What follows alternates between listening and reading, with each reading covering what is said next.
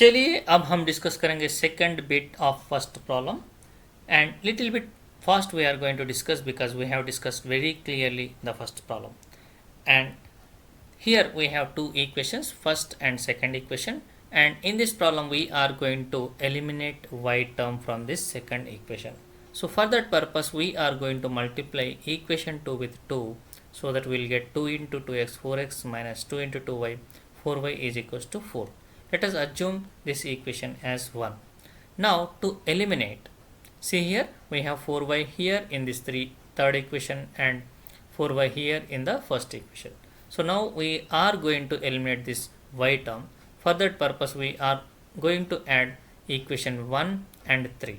Okay, so this is the first equation and this is the third equation. When you add these two equations you will get this answer. 3x plus 4x is equals to 7x and 4y minus 4y gets cancelled. 10 plus 4 14. From this you can get x is equals to 2.